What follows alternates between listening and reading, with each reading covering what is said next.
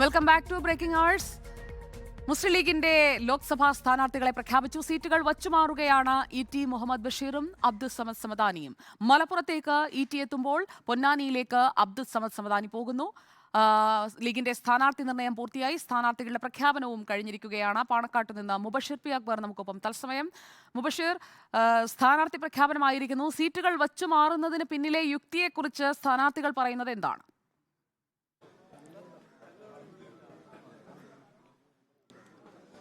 Sujaya, P K കുഞ്ഞാലിക്കുട്ടിയോടും K P A മജീദിനോടും ഈ ഒരു ചോദ്യം നമ്മൾ ആവർത്തിച്ചു. എന്ത് രാഷ്ട്രീയ തന്ത്രത്തിന്റെ അടിസ്ഥാനത്തിലാണ് സീറ്റുകൾ വെച്ചുമാറാനുള്ള ഒരു ധാരണയിലേക്ക് എത്തിയതെന്ന് ചോദിക്കുമ്പോൾ അതിൽ പ്രത്യേക താല്പര്യമൊന്നും തന്നെയില്ല.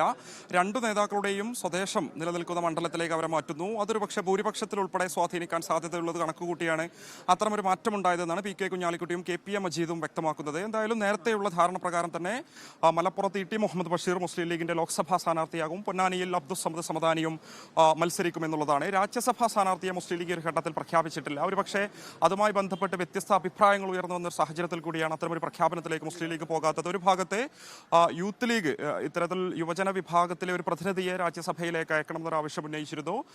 അല്ലെങ്കിൽ പാർട്ടിയുടെ സീനിയർ നേതാക്കളിൽ ആരെങ്കിലും രാജ്യസഭയിലേക്ക് അയക്കണമെന്നൊരു അഭിപ്രായമൊക്കെ തന്നെ ഉയർന്നു വന്ന ഘട്ടത്തിൽ ആ ഒരു വിഷയത്തിൽ തീരുമാനമാകാത്തൊരു സാഹചര്യത്തിൽ കൂടിയാണ് രാജ്യസഭാ സ്ഥാനാർത്ഥിയെ പാണക്കാട് സാദിഖ് അലി ശിഹാബ് തങ്ങൾ പ്രഖ്യാപിക്കാതിരുന്നത്.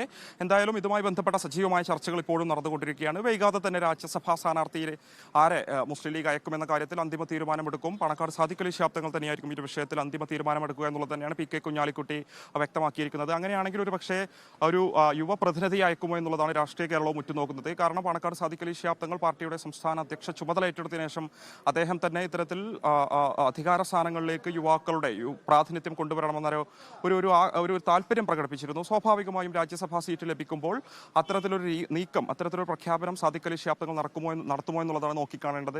പി കെ ഫിറോസിന്റെയും ഫൈസൽ ബാബുവിന്റെയും പേരുകളൊക്കെ തന്നെ സജീവമായി ഉയർന്നു കേട്ടിരുന്നെങ്കിലും പ്രഖ്യാപനം ഉണ്ടായില്ല എന്നുള്ളതാണ്. അതേസമയം പാർട്ടിയുടെ സംസ്ഥാന general secretary P M A സലാമിന്റെയും പേരും ആ ഒരു ഘട്ടത്തിൽ ഉയർന്നു കേട്ടിരുന്നു. പി കെ കുഞ്ഞാലിക്കുട്ടിയുടെ പിന്തുണയോടെ പി എം എ സലാമിനെ രാജ്യസഭയിലേക്ക് അയക്കുമെന്ന വിവരങ്ങളൊക്കെ തന്നെ പുറത്തു വന്നിരുന്നു. എന്തായാലും ഇനിയും ഈ ഒരു വിഷയത്തിൽ ചർച്ചകൾ നടക്കുമെന്ന സൂചനകൾ തന്നെയാണ് നേതാക്കൾ ഈ ഒരു ഘട്ടത്തിൽ വ്യക്തമാക്കുന്നത്. പ്രഖ്യാപനം വൈകാതെ തന്നെ ഉണ്ടാകുമെന്നുള്ളതാണ്. ഒരു പക്ഷേ വൈകാതെ പ്രഖ്യാപനം ഉണ്ടായില്ലെങ്കിൽ അത് അണികൾ ഉൾപ്പെടെ പ്രതിഷേധ സാധ്യത ഉൾപ്പെടെ കണക്കിലെടുത്തുകൊണ്ടുകൂടിയാണ് ലീഗ് അത്തരമൊരു നീക്കം നടത്തിക്കൊണ്ടിരിക്കുന്നത് എന്നുള്ളതാണ്. ഇനി സീറ്റ് വെച്ചുമാറിയ വിഷയത്തിലേക്ക് കടക്കുമ്പോൾ സ്വാഭാവികമായും ലോക്സഭാ തെരഞ്ഞെടുപ്പ് അടുത്ത സാഹചര്യത്തിൽ ഇ.ടി. മുഹമ്മദ് ബഷീർ തന്നെ ഈ ഒരു ആഗ്രഹം പാർട്ടിയോട് പ്രകടിപ്പിച്ചിരുന്നു. അദ്ദേഹത്തിന്റെ നാട് ഉൾപ്പെടുന്ന മണ്ഡലത്തെ പ്രതിനിധീകരിക്കാൻ താല്പര്യമുണ്ടെന്ന് പാർട്ടി അദ്ദേഹം അറിയിച്ചിരുന്നു. തിരൂരിൽ നിന്നായിരുന്നു അദ്ദേഹം നിയമസഭയിലേക്ക് മത്സരിച്ചത്. 35 വർഷത്തെ അദ്ദേഹത്തിന്റെ രാഷ്ട്രീയ ജീവിതം പരിശോധിച്ച് നോക്കുമ്പോൾ തന്റെ നാടും തന്റെ സ്വദേശം ഉൾപ്പെടുന്ന മേഖലയെ പ്രതിനിധീകരിക്കാൻ സാധിക്കാത്തത് ഒരു തിരിച്ചടിയായിരുന്ന ഒരു വിലയിരുത്തലുണ്ടായിരുന്നു. അതിന്റെ അടിസ്ഥാനത്തിൽ കൂടിയാണ് ഇത്തരമൊരു ധാരണയിലേക്ക് ലീഗ് എത്തിയത് എന്നുള്ളതാണ്. എന്തായാലും പാണക്കാട്ട് നിന്ന് വിവരങ്ങൾ നൽകിയത്.